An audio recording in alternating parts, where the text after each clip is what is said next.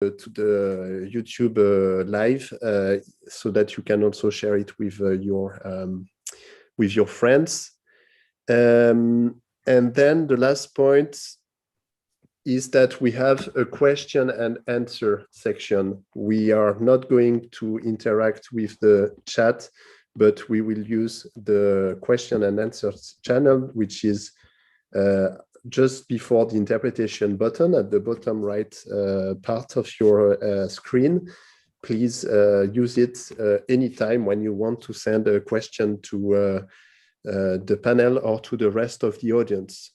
And I also want to thank as well Samuel Holder from Urgency, who is with us today to manage the slideshow and the chat as well. If you want to go on the social media about this webinar, please use the hashtag #MedCaravan. Okay, so I'll start with a couple of questions, and actually the questions today will be both about community-supported agriculture and agroecology, because we are doing this webinar as part of the Mediterranean Caravan of Agroecology. And so we'll try to look at the connections between both of them.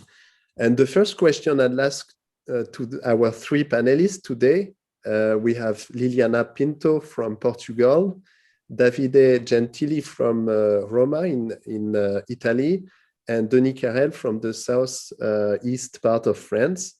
They are all three, they have like hands-on experience of CSA. They are producing food for CSA groups. And I'd like to start with a question that will allow them to introduce themselves.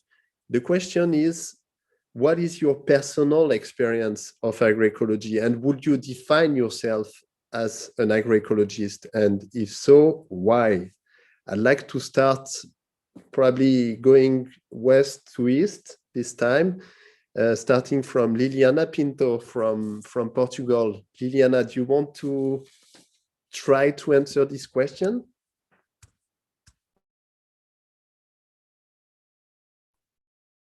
Hi. This is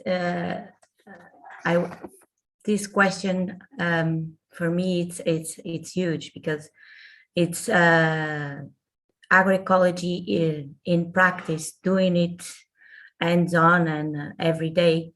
It's a way of living. It's as a farmer, it's really, in a few words, if we really put all the principles in practice every day, it's lovely, and you see the ground filled with good plants and with a lot of health also. Thank you, Liliana. Should we move eastward and ask Denis, who is an agro-pastoralist, let's say, retired now, but still active on the farm from the southeastern part of France, quite close to Marseille. Denis, what is your own personal experience with agroecology, and are you an agroecologist? Bonjour à tous. Oui, l'agroécologie, je dis comme Liliana, c'est un immense chapeau, un champ très très vaste qui part du sol, du végétal, l'animal et l'humain, qui englobe tout ça. Donc moi, Jocelyn, tu l'as dit tout à l'heure, hein, aujourd'hui je suis retraité. J'ai eu un élevage, enfin on a toujours l'élevage, puisque mon fils continue à l'élevage et à nourrir, et entre autres à servir les AMAP. Moi, dans l'agroécologie, je me définis plutôt comme berger, chevrier et moutonnier. J'ai élevé et on continue à élever des chèvres. Donc, par exemple, une référence à l'agroécologie des races à faible effectif, les chèvres du Rove ou les brebis brigasques, et nous faisons des fromages. Donc aujourd'hui, moi j'ai travaillé pendant pratiquement 45 ans, j'aide mon fils, et on continue. C'est un système d'élevage pastoral en milieu méditerranéen, avec des problématiques fortes liées aux incendies de forêt en zone méditerranéenne. On y reviendra peut-être tout à l'heure. Et on fabrique des fromages qu'on livre en AMAP.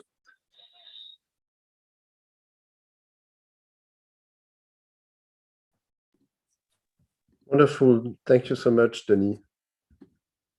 So now it's time for the third panelist to get the same huge question, but a nice question just to understand a little bit your perspective and also your background. Davide. Nice to meet you. Yes, you're from Comunità. Semi di Comunità. Semi di Comunità, yeah, in Roma. And what is your own personal experience with agroecology, and you define yourself as an agroecologist? Yeah, obviously I have my own perception of agroecology because I had my own experiences.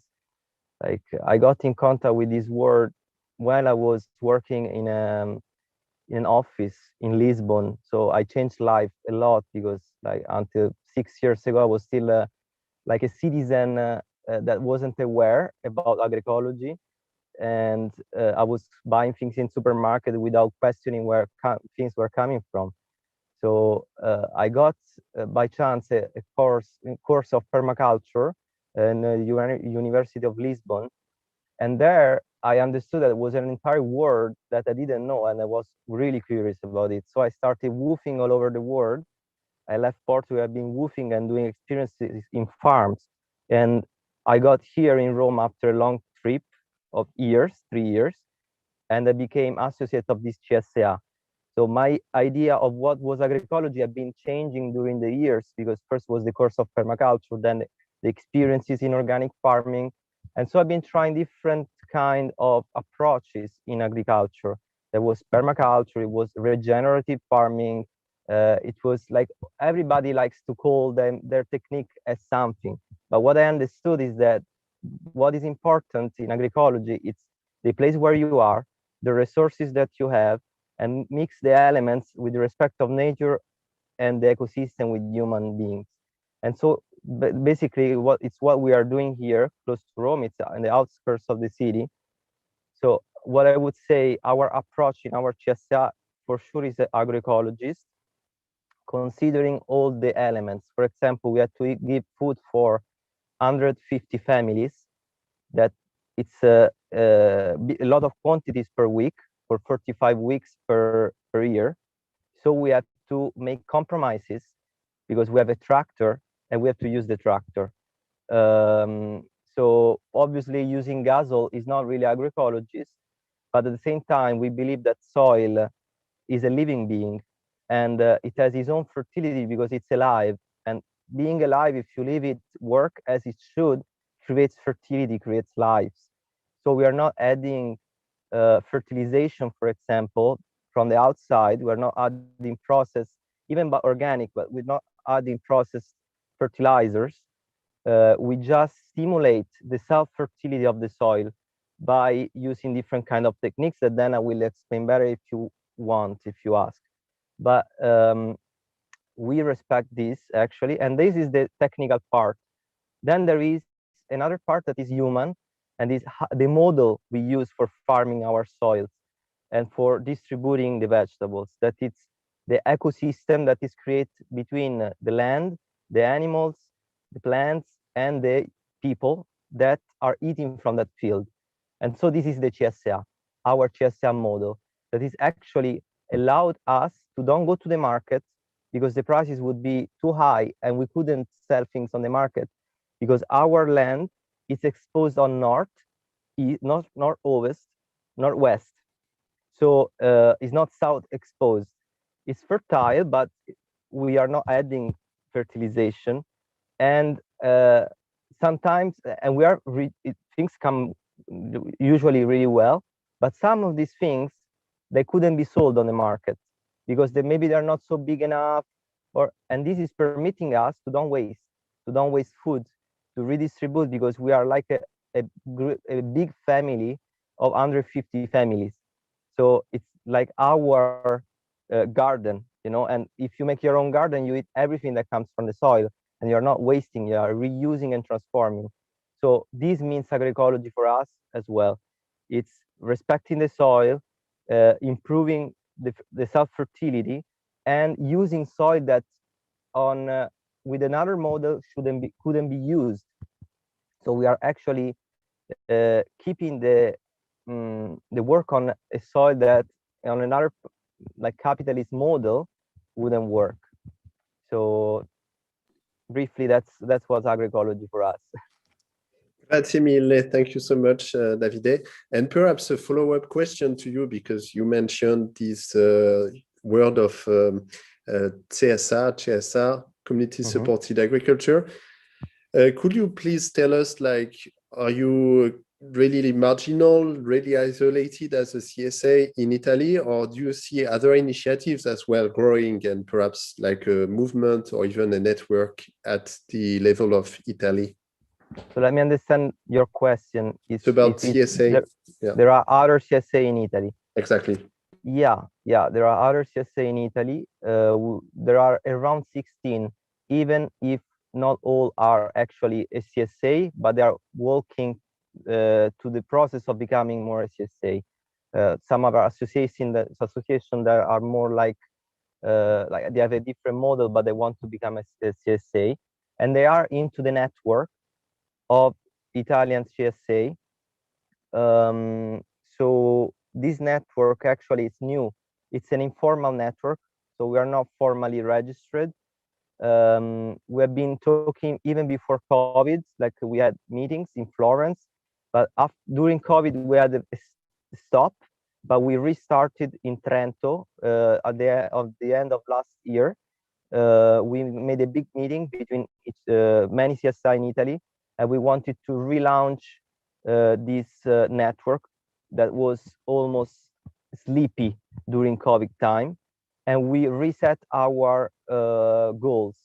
First of all, we create a site, so then you can share even with the audience the site I sent you by email, the site of network of CSA, and so we improved our communication. The first goal is create between each other a network for exchanging knowledge between our CSA. So we have agriculture, we have communication, we have legal issues, we have seeds, many different things that we are exchanging and helping to each other. And a future goal will be helping new CSA to grow, because we want to promote this model in our country. And whoever is interested in making a CSA in Italy can write to us, and we can counsel this farmer that would like to create the CSA. We still don't have like powerful tools for doing it, but we are creating a database of good practices then or like experiences that can be useful for who wants to create a CSA. And we will have an important meeting here in Rome at the end of June. So we are trying to meet all together on a base of at least twice per year all together. Yeah. Thank you, Davide. That's perfect. And thank you for all this valuable information about CSA in Italy. Can we ask now, maybe going back from east to west now, like stopping now in France and asking Denis the situation of CSA in France, or especially in the Provence region, which is the Mediterranean region of France? Oui, en France, bon, les AMAP, la première AMAP a été créée dans le Var, le département où j'habite, c'est-à-dire en Provence. Et c'était il y a 20 ans. On a fêté le 20e anniversaire des AMAP l'an dernier à Marseille d'ailleurs. Et il y a eu pendant vraiment une dizaine d'années un mouvement qui a vraiment été exponentielle, une croissance exponentielle. On est arrivé, je crois, à 2000 AMAP en France en l'espace de 10-15 ans. Et là, eh bien, on analyse ça, on a effectivement certains tassements. Il se crée de nouvelles AMAP, mais on voit bien qu'il y a des systèmes alternatifs. Et d'ailleurs, c'est pas forcément c'est pas forcément une mauvaise nouvelle, mais il y a disons que la création des AMAP a permis le développement aussi des systèmes de paniers qui se sont développés. Et donc les AMAP, on ne raisonne pas en termes de concurrence, c'est toujours le modèle vertueux, le plus vertueux, parce que bon, AMAP, c'est un acronyme qui signifie l'association de maintien à l'agriculture paysanne. Et effectivement, par rapport à des systèmes de paniers privés, dans les AMAP, les consommateurs s'engagent sur un volume de production saisonnier. Et donc, c'est le système le plus efficace pour le maintien de l'agriculture paysanne, et ça le reste encore aujourd'hui. Mais ça a permis aussi le développement de systèmes de paniers, on va dire, qui sont intéressants, parce que c'est toujours de l'agriculture locale bio, mais dans lequel il y a moins de cette notion d'engagement du consommateur. On est dans une démarche un peu plus consumériste. Ceci dit, ça fait aussi vivre des fermes, donc voilà. Donc la situation, mais le mouvement, se cherche, s'approfondit, on continue à essayer de développer, de se développer. Et en attendant, ça fait vivre. Les AMAP ont réussi leur objectif parce qu'effectivement, les fermes qui sont en AMAP ont un soutien très très fort au niveau économique. C'est irremplaçable, quoi. Ça permet de nous sortir un peu des contraintes du marché mondial où la paysannerie est éliminée, hein, les fermes à taille humaine comme les nôtres. Et à travers les AMAP, on a un réseau de fermes qui sont résilientes. Voilà.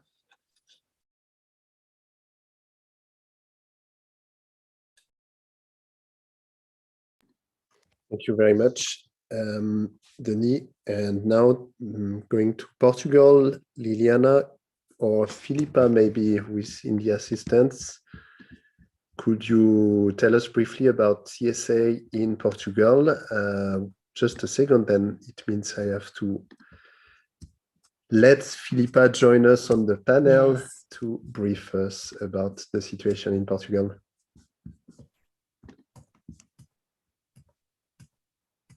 I invited Filipa.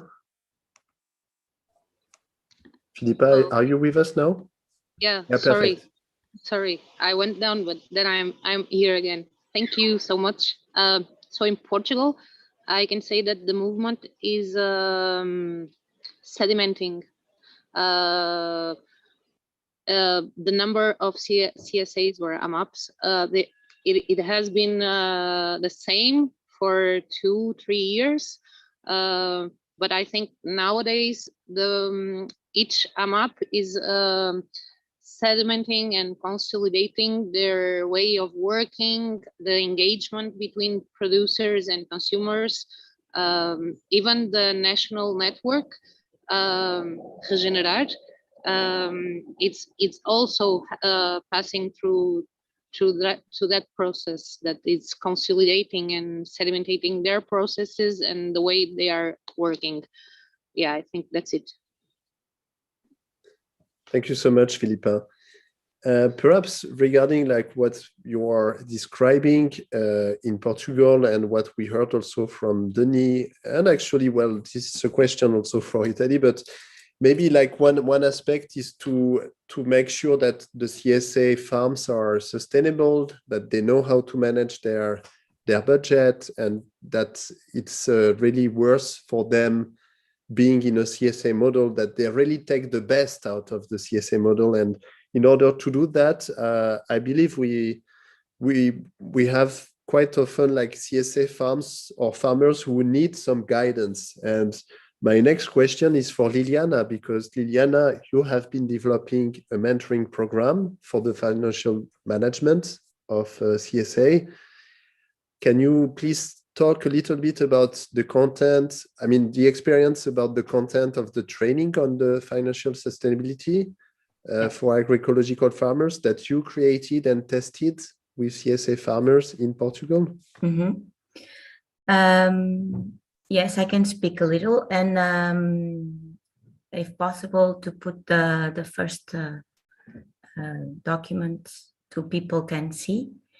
So by the end of the year 2020, I was really motivated to help farmers and also to put in practice the knowledge that I acquired over 10 years now, more than 10 years.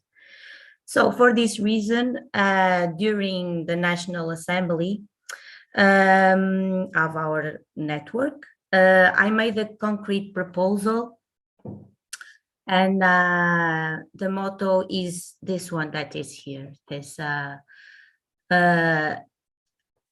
we have always some issues regarding viability of our agroecologic systems.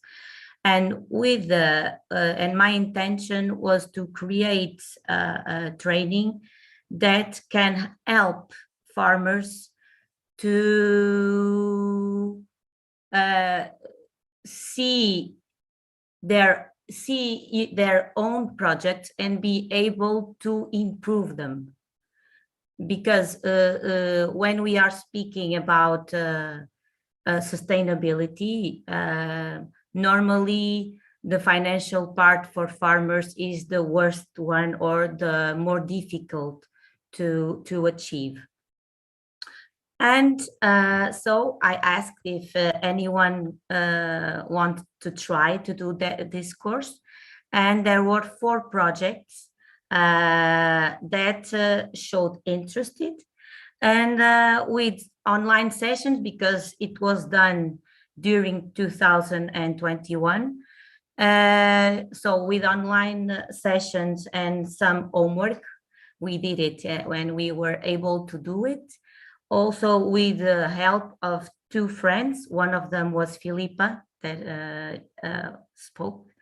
And they facilitate the online sections. And also my marketing consultant helped us a lot in one of the sessions.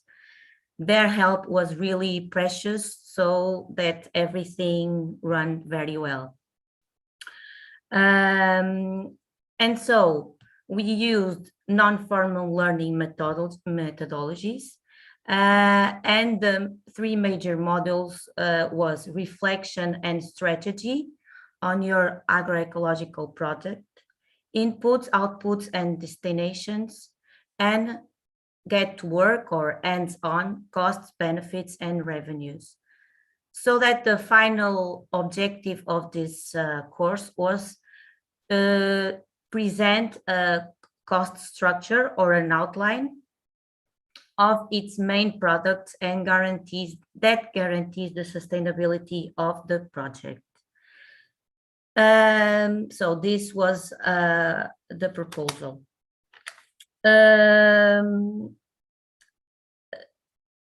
Can you put the second document, please? No, the other one, please. Yes. So here I want to focus on the importance. It was really extremely strategic to reflect on the agroecology fundamentals. So the first part of the training was to get to, people have to see each fundamental and see how the status of their own project regarding that fundamental.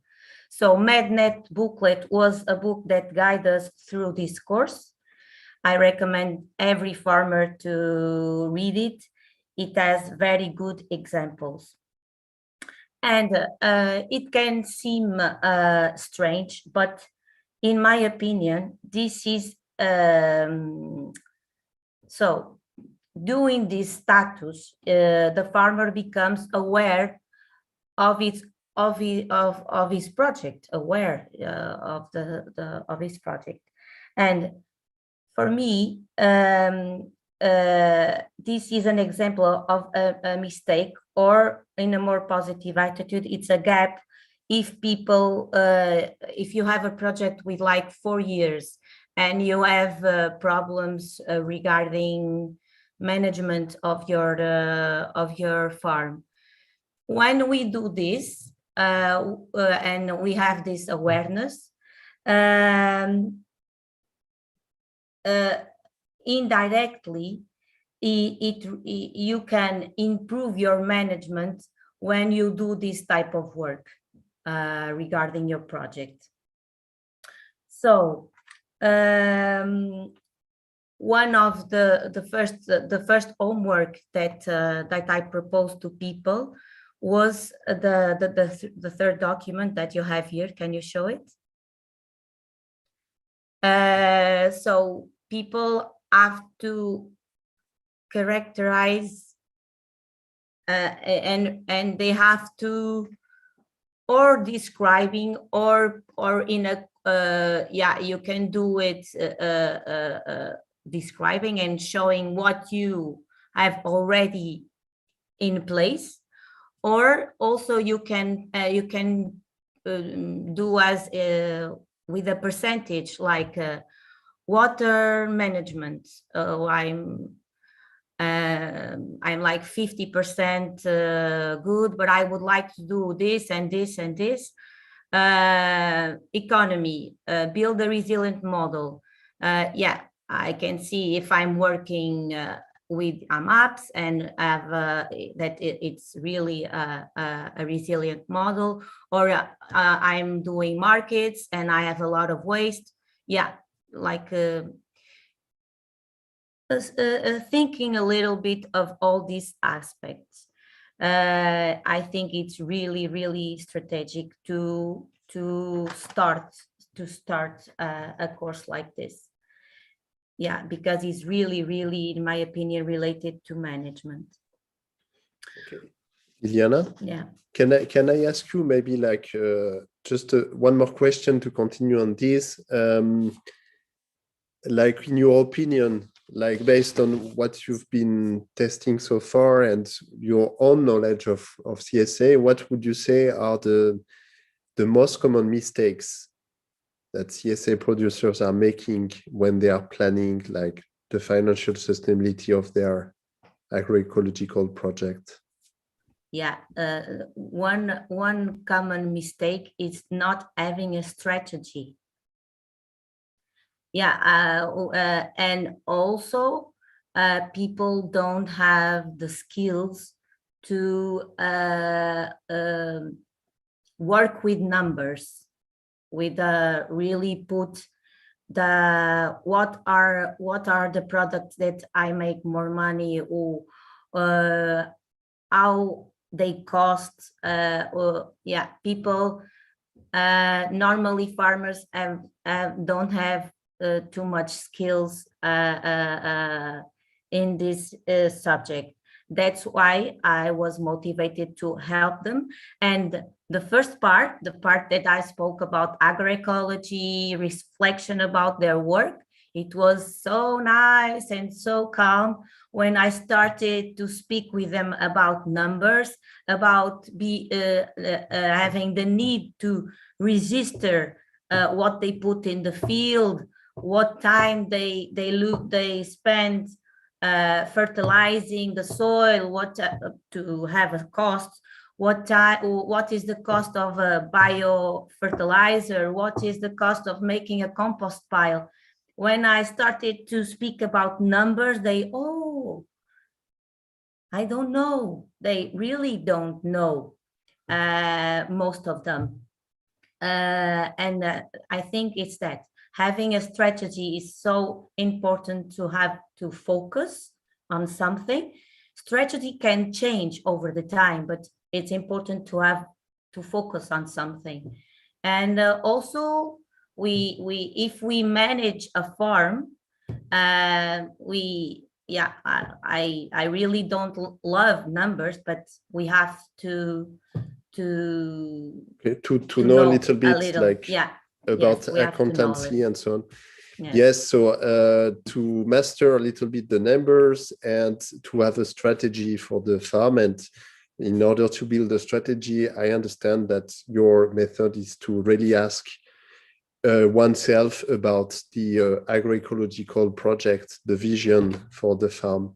Thank you very much, Liliana. And maybe we can turn to a young CSA farmer, to Davide now. because, well, Liliana gave us her experienced perspective on like the missing points or the mistakes that are done often by starting CSA farmers. And Davide, you are really new into CSA. So perhaps you could tell us a little bit about your training. How did you train yourself as a CSA/agroecological farmer? Yeah. Thank you. Yeah, I said before, I've been doing many experiences in different farms, even in Portugal, in Italy, in France, in India. But when I came here, I first met a real CSA because like I've been in different kind of farms with different models. But when I came here, like I understood that what I was finding here in Rome, from the place where I was coming from, was exactly what I was looking for. So I've been running all over the world for understanding what I wanted, and then I found it in my own country somehow, because the model we were using was astonishing. So I became an associate because we are a cooperative. Like many CSA can have a different like formal structures. Here, like legally, we are a cooperative of people, and so I became an associate of the cooperative. Since the second day I met these people in this place. So this was in 2000, early 2019. No, 18. Yeah, and becoming an associate, I became a volunteer for 2 years. So this was my first training, like just being with the farmers, and I wanted to be a farmer, and so I've been working in other farms for money. Here I was a volunteer, but I was working in other farm for money, and I was comparing the models.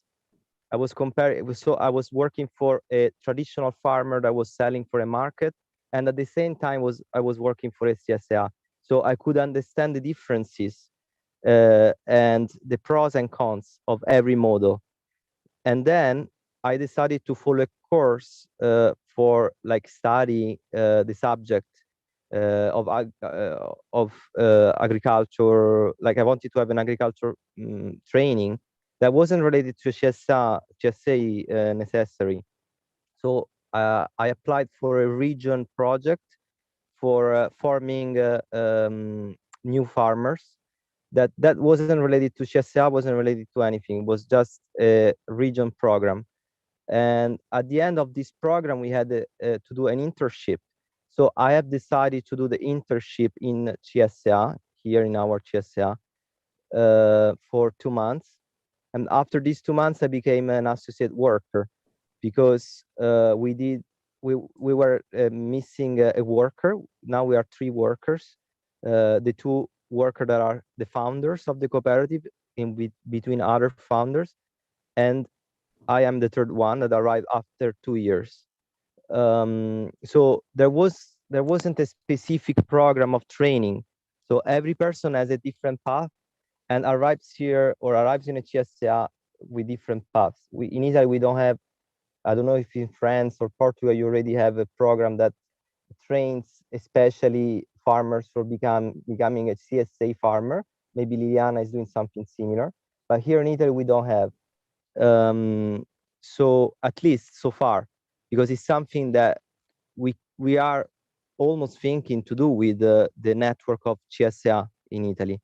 But so I got through like a formal and informal way here, and then obviously now I'm like a full worker, but like my path started just 5 years ago.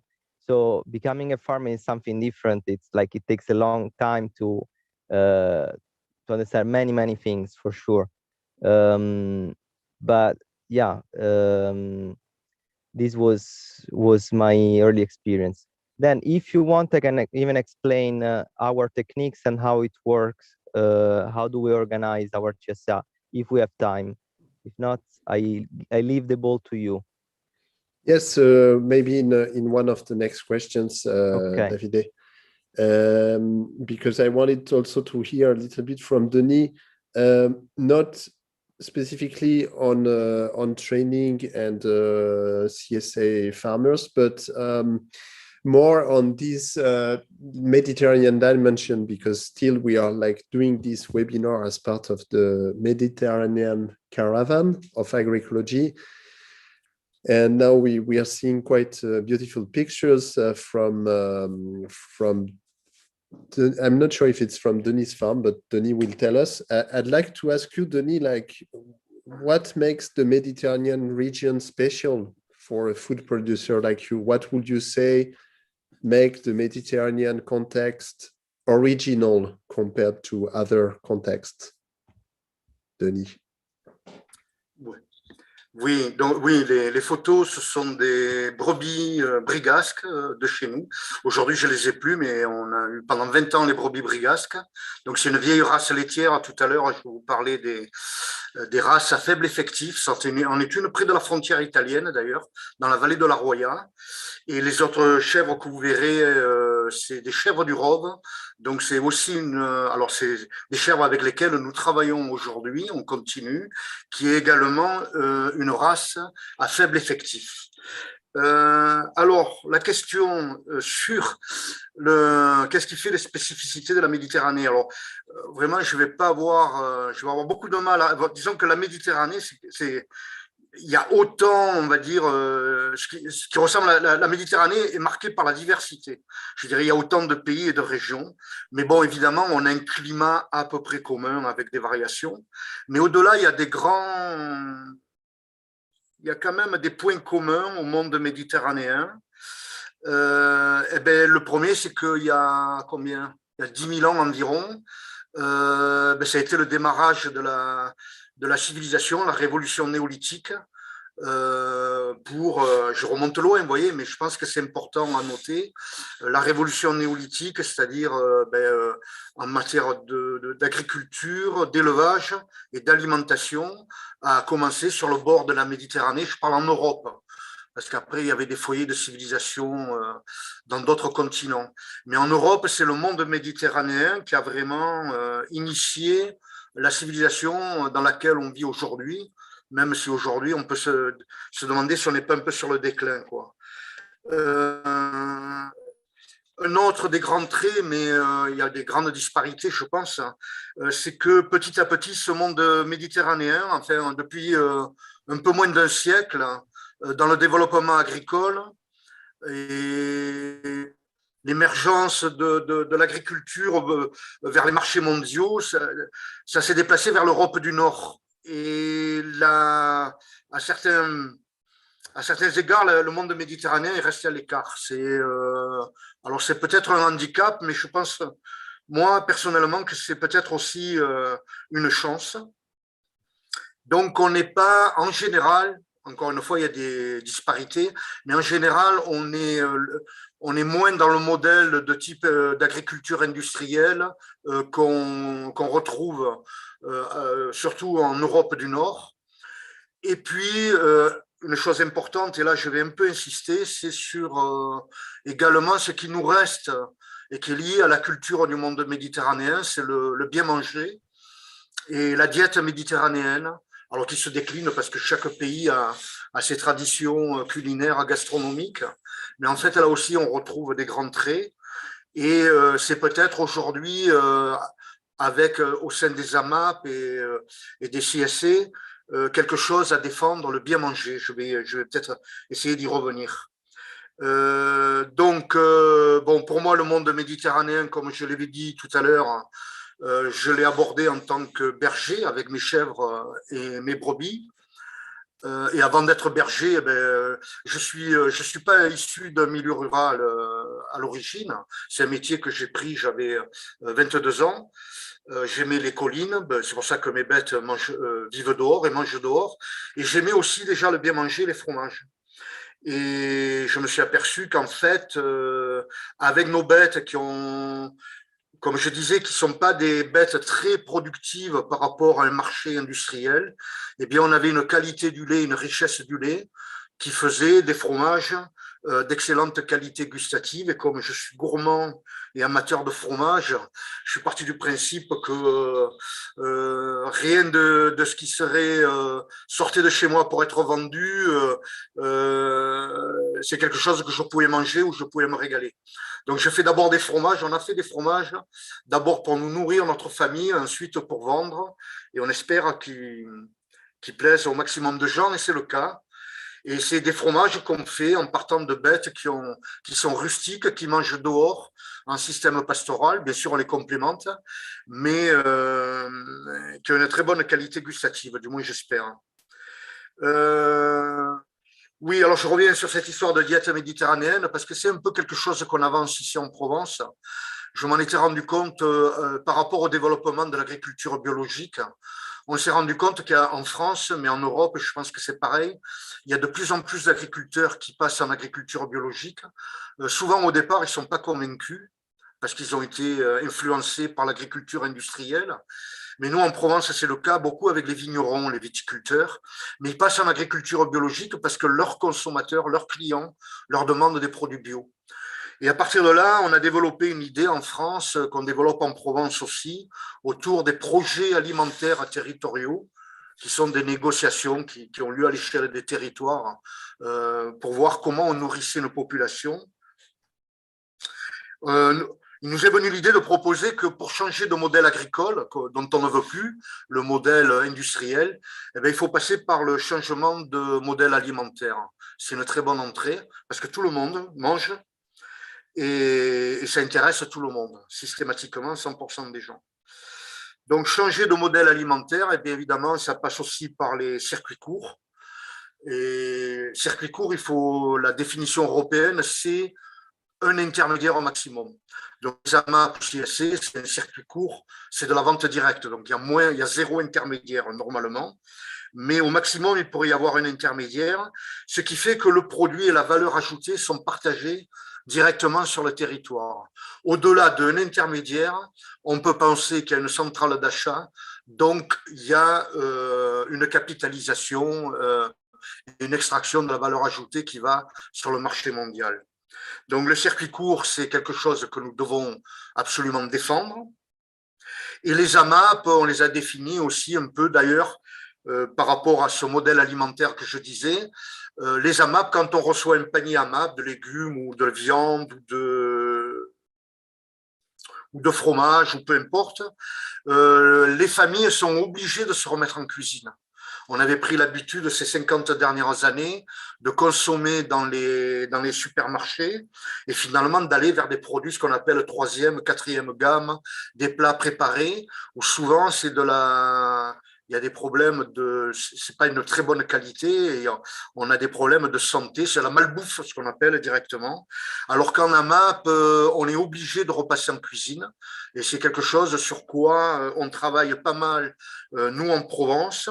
Et je pense qu'il sera important par rapport au réseau urgencie méditerranéen, c'est-à-dire que chaque pays mette en valeur sa cuisine et qu'on arrive en commun avec une seconde révolution, si on veut, néolithique. On sort de lithique parce qu'on n'est plus du tout dans avec les mêmes technologies, mais quand même une révolution du savoir-vivre et du bien manger qui pourra permettre d'influencer la politique agricole et valoriser nos territoires, parce que bien souvent, dans le monde méditerranéen, la valeur des terres n'a pas la même valeur que dans le nord de l'Europe. Voilà. Et puis pour répondre à David, oui, on a, alors en deux mots, hein, parce que en matière de formation, au niveau des AMAP, de Miramap, on considère que les paysans qui travaillent en AMAP sont des professionnels accomplis. Ils doivent connaître leur métier. Par contre, on organise des cycles de formation pour leur permettre d'accéder à la MAP, c'est-à-dire à la vente en AMAP, parce qu'on estime qu'il faut, le paysan à ce moment-là doit avoir des outils particuliers spécifiques à la MAP pour pouvoir, ne serait-ce que comment constituer un panier, enfin, etc., de façon à pouvoir le proposer aux consommateurs. Voilà, après, je ne sais pas s'il y aura des questions sur des points particuliers, je reviendrai peut-être dessus.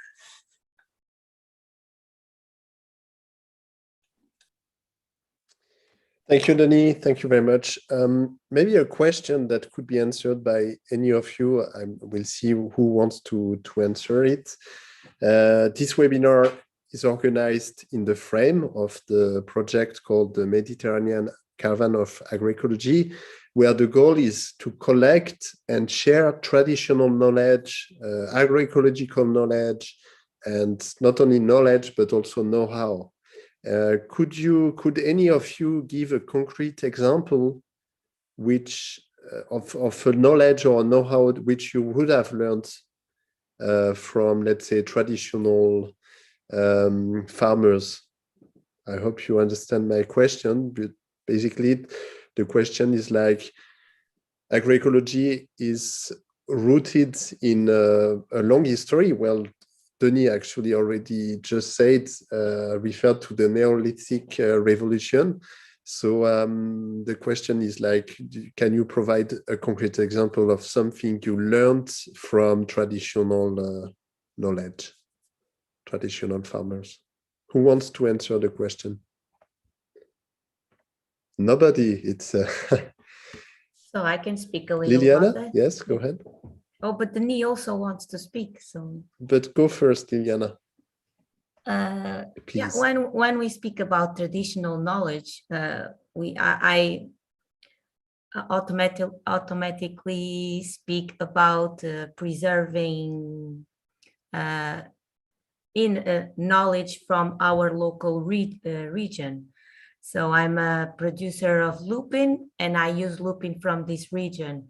I'm a producer of fruit and I preserve local varieties from Entre Douro e Minho, from the north. The north, I'm not going to pick up plants from the south, or so I use plants that normally are in this region. This is a resilient way of doing agriculture. Also, and seeds, also people from this region, they preserve some seeds and they know how to do it. And this is also know-how. And we also can speak about animals here in this region. I just have chickens. I don't have big animals, but here in this region, we have local cows, you know, that from Morocco nearby. And there are a lot of people, a lot of farmers that also preserve that.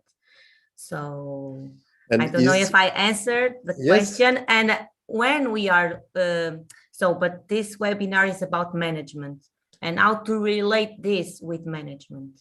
If we use this know-how and if we put this in practice, we are not spending money. We are renewing knowledge, and also if they are more resilient, they are not going to have so much problem that other seeds. And this is managing. This is related also with costs in our farm. So this.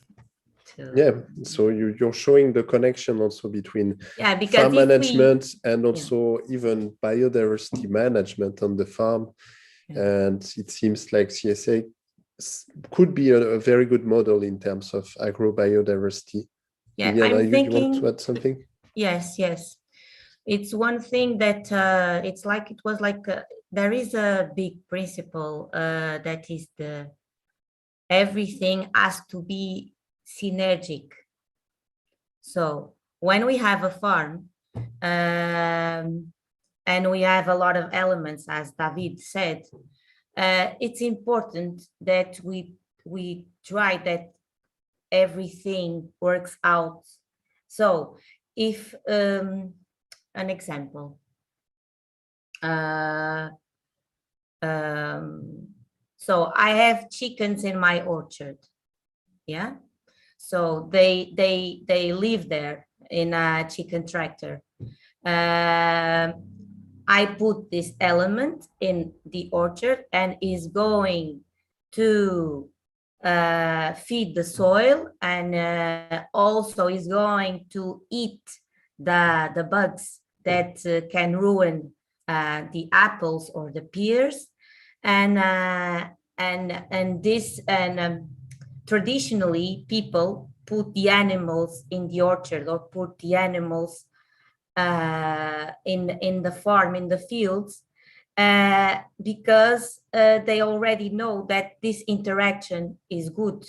So to preserve that and not to put the animals just in one place, they can be free and can go in the fields, and you have a way of managing that. So I have eggs, I fertilize my soil, and I reduce the bugs that can ruin the fruit. So this is also traditional knowledge, but we can put in practice managing the best way of doing it. I don't know if you understood what I said, but yeah, it's interaction. Yes, perfectly, Liliana. Thank you. Denis, I think you raised your hand. You want to answer? And please, now we should have very short answers because we need to spare some time. I see there is already one question coming from the audience. There could be more. Please, the participants, you should use the questions and answer button to put your question to the panel. Thank you very much, Denis. Bon, je vais essayer d'être rapide. J'aborde une question justement sur le partage des connaissances. Quand j'en ai parlé à Jocelyn en préparation, je l'ai vu un peu choqué parce que c'est un sujet tabou, mais en fait, il a une résonance encore aujourd'hui. J'ai dit, j'ai démarré il y a 45 ans dans l'élevage. En fait, après la première mise bas des chèvres, est arrivé le moment de tuer les chevaux. Et je ne savais pas vraiment le faire. Et donc, en fait, je me suis aperçu, j'ai appris avec un ouvrier immigré tunisien qui venait travailler en France dans le bâtiment, mais qui venait du bled. Et ensuite également un vieux berger dont j'ai l'âge aujourd'hui, mais qui avait mon âge à l'époque, et qui m'a vraiment pris en me disant, tu t'y prends mal, viens, je vais te montrer comment on fait, il faut le faire. Voilà. Alors, ça, c'est un peu l'aspect, voilà, tuer un animal, ça n'est pas anodin. Alors, moi, en tant que berger, je tiens à dire que nous aimons nos animaux, puisqu'en fait, on s'occupe des chèvres, on s'occupe des chevreaux, on fait tous les soins qu'il faut, et puis vient le moment où il faut les tuer. Et c'est quelque chose, c'est un tabou. La mort en général dans les sociétés occidentales, et la mort de l'animal est devenue un tabou, et même quelque chose qui est devenu tellement choquant qu'il y a des mouvements animalistes ou antispécistes qui aujourd'hui s'opposent à l'élevage et veulent l'abolition de l'élevage, pour dire que ça a une résonance aujourd'hui. Mais si on parle d'agroécologie, il faut parler d'un cycle. Le cycle de l'agroécologie, c'est le cycle de la vie et de la mort, que ce soit le végétal, l'animal ou l'humain. Et on ne peut pas parler d'agroécologie sans aborder cette question-là. Et la résonance aujourd'hui, c'est que nous travaillons, alors en France en particulier, il faut comprendre que la mort de l'animal a été effectivement là aussi industrialisée. En France, il y a 5 abattoirs dans l'ouest du pays qui traitent 70% de la viande du pays. Et il y a des milliers d'abattoirs qui ont été fermés les 50 dernières années. Et nous nous bagarrons avec la Confédération paysanne pour renouer avec les abattoirs paysans et si possible les abattages à la ferme. Et j'aborde cette question volontairement en AMAP, parce que tout à l'heure je disais l'AMAP c'est aussi des consommateurs conscients de ce qu'ils veulent manger, de façon à ce que les consommateurs aujourd'hui achètent de la viande et ne font pas forcément la relation avec l'idée de l'animal qui a été vivant dans la bergerie, dans le champ, dans le pré, et que, bon, on ne va pas leur demander d'assister à la façon dont on tue un animal, mais au moins d'en être conscient et de pouvoir aborder la question en toute transparence. Voilà. là aussi, s'il y a des questions, je répondrai plus précisément.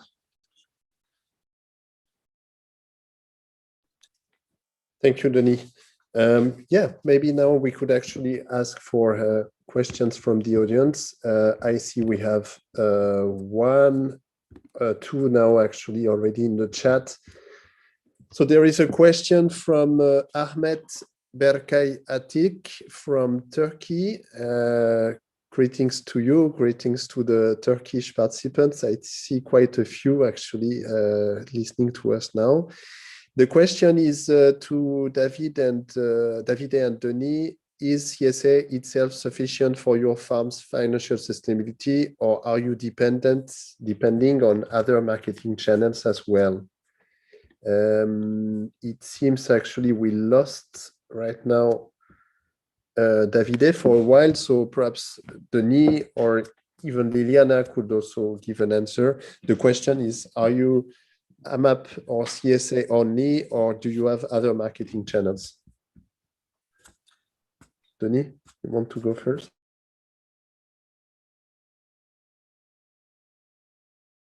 Je commence, puis après, yeah, you can go on. Oui, alors pour ce qui concerne notre ferme, nous ne vendons pas 100% en AMAP. C'est un débat d'ailleurs en France sur le maraîcher qui est le jardinier des familles et qui vend toute sa production en AMAP et des autres productions comme nous qui sommes éleveurs. Donc en fait, on fournit également des magasins, des cantines scolaires et on a aussi de la vente directe à la ferme. Comme on avait une clientèle, on n'a pas renoncé à nos autres clients en dehors de l'AMAP. Ceci dit, l'AMAP, ça représente 60% des recettes de la ferme et surtout, ce qui est ce que je l'ai dit tout à l'heure, ce qui est extrêmement précieux, c'est-à-dire nous, en ce moment, nous avons les mises bas sur le troupeau. Mon fils est en train d'envoyer les contrats pour les AMAP et d'ici 15 jours, nous avons quasiment 50% de notre production de lait qui est prépositionnée. Elle n'est pas payée, mais elle sera payée en temps quand on aura livré les fromages. Mais nous savons déjà pour plus de la moitié du chiffre d'affaires de l'année ce que nous pouvons vendre en AMAP. Et il n'y a pas d'incertitude, c'est-à-dire c'est un contrat. Quoi qu'il arrive, nous savons que jusqu'au mois de novembre, au moment où on tarit, on aura ces recettes. Donc oui, la MAP, c'est le pilier qui permet effectivement de stabiliser l'économie de la ferme. Thank you very much. Davide seems to be back with us. And now Davide is live from the farm. That's fantastic. Yeah, I'm sorry. I lost the connection. I lost like a part of the answer of Denis. I'm so sorry. But the question is still about the traditional knowledge, how we apply it in CSA. Yes, maybe Davide, you have to stop and not to move anymore here because otherwise you seem to have your connection a bit weak. Yeah. And now you can try to answer. Thank you. Yeah, go ahead. Okay. So as you can see, I'm in the farm. It's a really windy day, so I hope you can hear well. Well, I think that the best thing we are doing so far that it's inspired on the traditional way of farming here in Italy. It's creating an ecosystem that includes not only vegetables, but even fruit trees. I heard about the animals, like both Liliane and Denis talk about animals, and that's something we would like to do maybe in the future, especially with chickens. We would like to join chickens with fields that have been on rest. For example, 2 months on a field, moving them, and 2 months on another field. But we have a technical problem with numbers because we have to give 170 quotas, and we would need to have around 100 chickens for having a good, reasonable number of eggs for our associates. But so far, we are investing in the structure of our field, putting trees. So we are putting, for example, last year we put 4 rows of apricot tree that is around 80 trees. that let us farm in the middle. So we are doing with apricot. We did with pear trees, the same thing, and we will probably plant wine, but not for making wine, grapes. And other trees. We have a plan that every year we are transforming all our fields in agroforest. So the goal and the challenge is maintaining the same level of production of vegetables, reducing the space we have and the exposition on the sun. So that's why the trees are planted in a way that for sure is not respecting completely their wheel. For example, the apricot we are doing on in Italian we say spalliera. So it's a way of putting in 2 dimension and going up, because we need space for the field.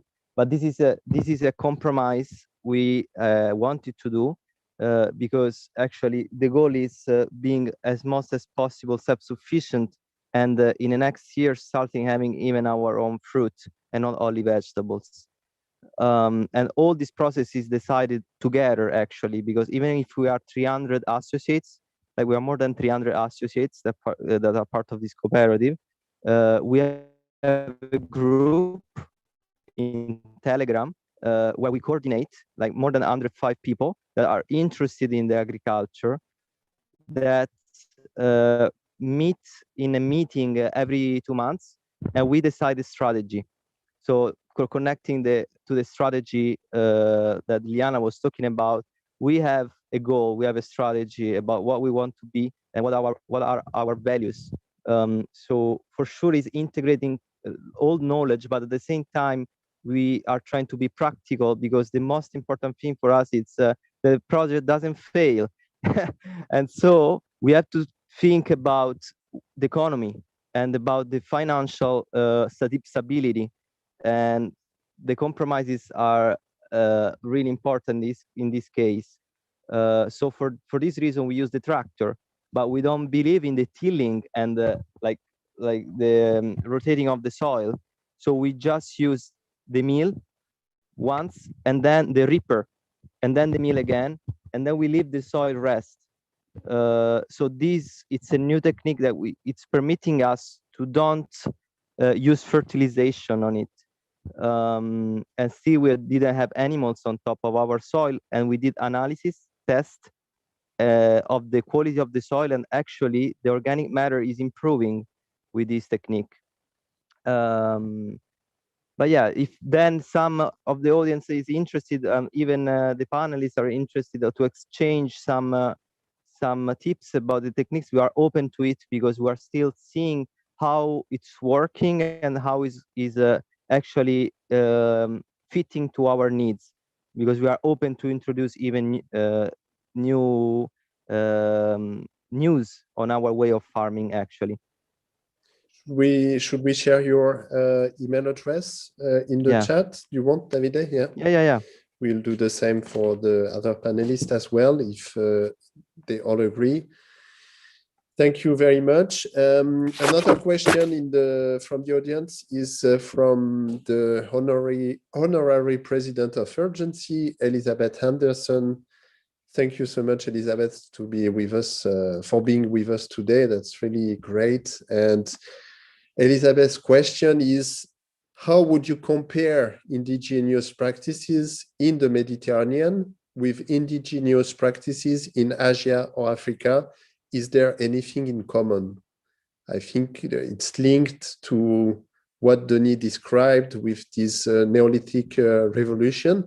That's a challenging question, but maybe any of you on the panel wants to take it, to answer it. So it's about comparing indigenous practices in different parts of the world, in the Med compared to Asia or Africa. Well, there is actually a part of Africa which is in the Med, the North Africa. Any of you, Denis, Liliana, Davide? C'est vraiment une question complexe qui relève beaucoup de l'archéologie ou de l'anthropologie. C'est vrai que depuis 20 ans, l'anthropologie a fait beaucoup de progrès sur. Alors moi, je parle du côté de la révolution néolithique qui a eu lieu sur le bassin méditerranéen. Et bon, c'est les archéologues qui nous disent un peu ce qui s'est passé. En fait, ce que ça renvoie, je pense que je sais pas, je pense qu'Elisabeth, peut-être c'est ce que tu veux dire, tu demandes, et moi je le ressens comme ça en tout cas, c'est que on est persuadé que la civilisation est signe de progrès. La nôtre, hein, la civilisation occidentale. Après, je ne vais pas comparer avec les autres foyers de civilisation qui ont eu lieu à la même époque en Chine, bon, où il y a eu un foyer de civilisation très important à la même période. Bon, ça, je ne suis pas historien, moi. Donc, par contre, quelle est la valeur des savoirs, si c'est la question? Eh bien, ces archéologues nous démontrent aujourd'hui euh, contrairement à tout ce qui avait été bâti sur l'histoire, l'archéologie, qui était raconté dans le monde occidental depuis des siècles, selon laquelle le progrès, on allait vers de plus en plus de progrès en combattant l'obscurantisme. Et en fait, les archéologues aujourd'hui nous disent qu'il y avait des ingénieries écologiques de très très haut niveau, de la part des populations à l'époque agro-pastorales autour du bassin méditerranéen, en particulier dans la gestion de l'eau, dans la gestion des sols, le fait d'avoir des sols vivants, et que en fait on a eu une perte d'ingénierie et de savoir empirique. Voilà. Maintenant, c'est tout ce qu'on peut dire. Et c'est vrai que l'agroécologie, aujourd'hui, c'était un peu la question qui était posée aujourd'hui, c'est savoir si on arrive avec aujourd'hui des universitaires et des scientifiques, cesser d'avoir une position surplombante et arrogante sur les savoirs traditionnels, en disant que les savoirs traditionnels, ce sont des superstitions. Parce qu'il y a des choses qui marchent empiriquement et ça vaut le coup d'aller voir pourquoi et comment. Je crois que ça, Jocelyn pourrait nous dire deux mots, s'il a le temps, sur le partenariat qu'on a avec l'Université de Coventry à l'échelle européenne, où il y a un peu de cette dimension-là, étudier les pratiques pour voir ce qui marche avant d'imposer un savoir, qui est la position de l'agronome depuis 50 ans, c'est-à-dire vous avez un problème, j'ai le produit et j'ai la solution. En fait, ça marche rarement sur des fermes, en tout cas comme les nôtres. Thank you, Denis. Indeed, there would be a lot to say on the topic, and especially the current strand of research, which is also reconsidering indeed like the past, this notion of progress, continuous progress, and so forth. But I see that we are moving closer to the end. I see Liliana has the hand up, so I will ask her to also give her answer, and then we will start slowly closing the session. Liliana? Yeah. One thing that I think everyone that indigenous practices that I think it's common is collecting and storing seeds. Yeah, African people, they have and also the countries that also Asia, I'm not going to speak about, but Africa, I know that they have a lot of knowledge in this issue, and also in a Mediterranean area, we also have a lot of knowledge, not a lot of knowledge also in this issue. So I think it's a topic that it's common. Indeed, perfect, and perhaps a good way to go towards the conclusion. I don't know if there is any more question. I don't see anyone asking any question in the question and answer for now. You still have a last chance. Please, before you leave the webinar, take 1 minute to give your own evaluation. I put the link right now in the chat. Please go there. And I also sent a link about some more events organized in different countries and also online during the CSA week.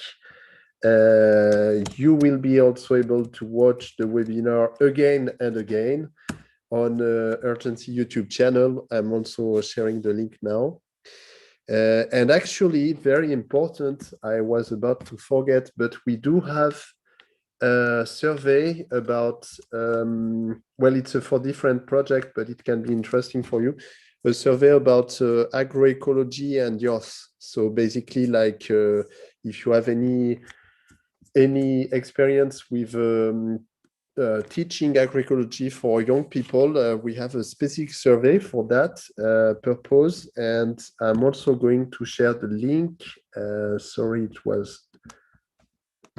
it was not prepared, so I have to go and get the link. And really, once again, I want to thank everyone, all of our panelists for their very interesting participation.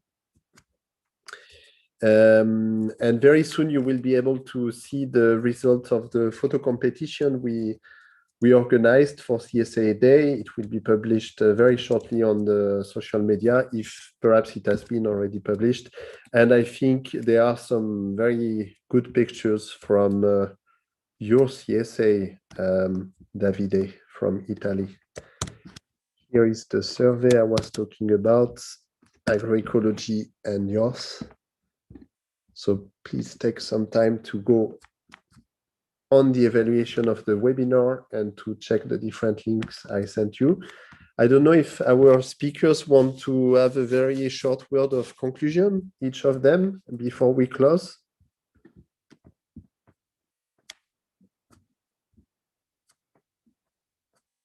Last word, concluding word.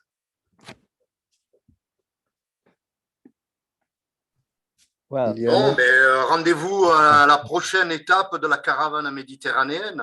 C'est qu'on commence à peine le cycle, donc eh ben, on va continuer. Il y a pas de, on a vraiment le moral et l'envie de continuer.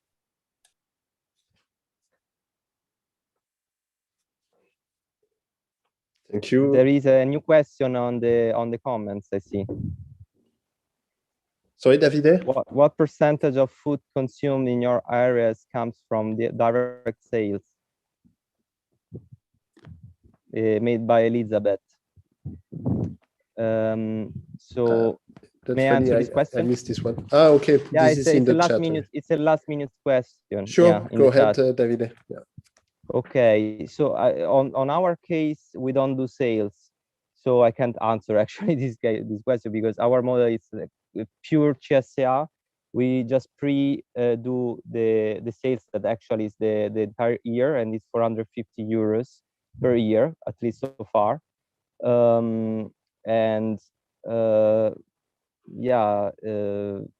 are other CSA in Italy that actually have a hybrid model, in which they have either the CSA but even a shop, or they sell the seeds. But we wanted to keep the fact that we don't sell, and it's our prerogative, because when there is more, we love to share and give the exceedance to the families, and when there is less, there is less. So when we have more food, we don't sell it.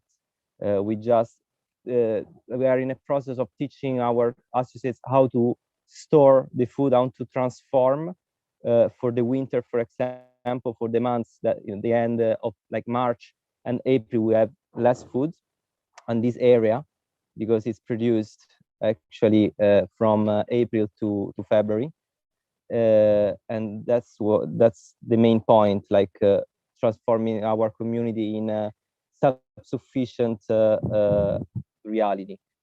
So for concluding, the few words about the conclusion, it's that's a really interesting model that it can make the difference on the world. It's just starting, actually. It's not a new model, actually, because it has been used anciently. Like it wasn't called CSA, it wasn't called CSA, but like community close to the farmer, like were everywhere. It was like how things were working. So it's a rediscovery that we had recently on our Western world, and it has been adapted to our present reality, and it can be actually, it can make the difference. But there is no one solution for everything, because every land is different, every community is different. So that's the challenge. It's being elastic and having some ideas that are values that are like pillars. For example, solidarity, that is really important, and then adapt to the situation. So whoever wants to make a CSA, it has to understand how many different CSA, how they're working, and then see the reality when and the inputs that are into the reality where they're living. Grazie mille. Thank you. Perfect. Liliana, one word. Let's continue to work in agroecology, and it's really the best way to have a sustainable farm in every aspect, and also having CSAs around, or every kind of as David says, there are groups that are aiming to a CSA, but we have to know each other. We have to form community to really have a CSA. So there are one that are in process, and so let's work to achieve a really good CSA with good relationships. Yeah. Perfect. Thank you so much. Thank you to the panelists. A huge thanks to the interpreters as well, to Adele and Maud, who were in the cabin helping us with translation. Sorry, in the booth, I mean, helping us with the translation. And I see that in the audience we had people from Turkey, France, Italy, Lebanon, Croatia, Serbia, the US. So we had really like an international combination of people, international gathering, and I think we really get into it. Thank you so much. We have to actually to close. There are a lot of studies on efficiency of CSA. I can say I've been trying to cover them. The question is, are there studies on efficiency of CSA from Daniel Perolini? And I can tell you there have been at least more than 300 articles, scientific articles on CSA on different aspects, but more often the social aspect of doing CSA, but also on microeconomy, the microeconomics of CSA.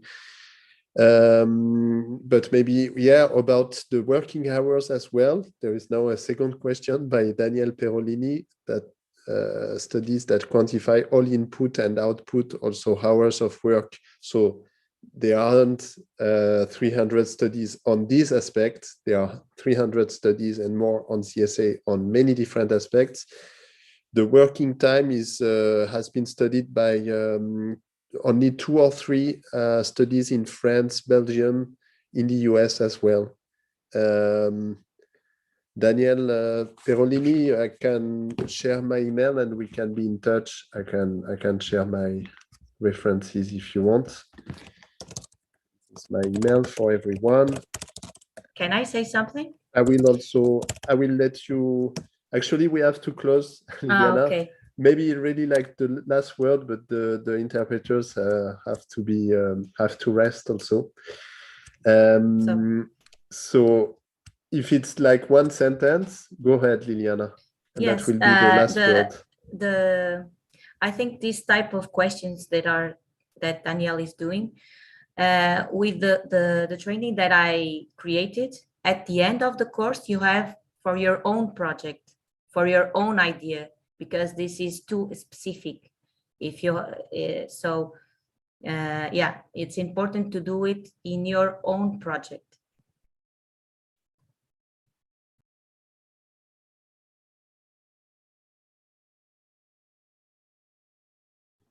Okay, perfect. Thank you, Liliana. As I promised, I also shared Davide Gentili's email, and I guess I will add to the chat also Denise and Liliana. And so if you want to have them, just wait for a couple of seconds. But thank you, everyone. Now we stop the webinar. Thank you, everyone, for joining. And have a good CSA week. Thank you all. Thank you all. Have a good afternoon. Bye. Goodbye. Ciao. Bye-bye. Ciao. Nice to meet you. Yes. Thank you so much, Davide, for Bye. joining us.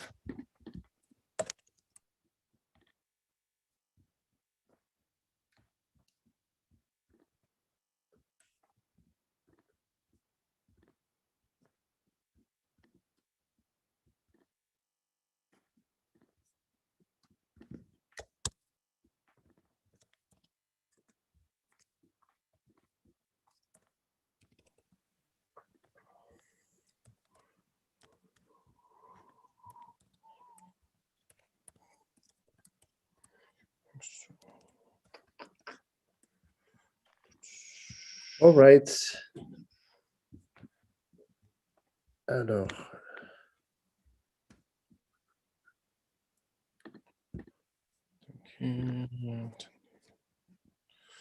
Adèle et Maud, merci beaucoup. J'espère que ça s'est bien passé. Oui, pas de problème. On se demandait juste pour le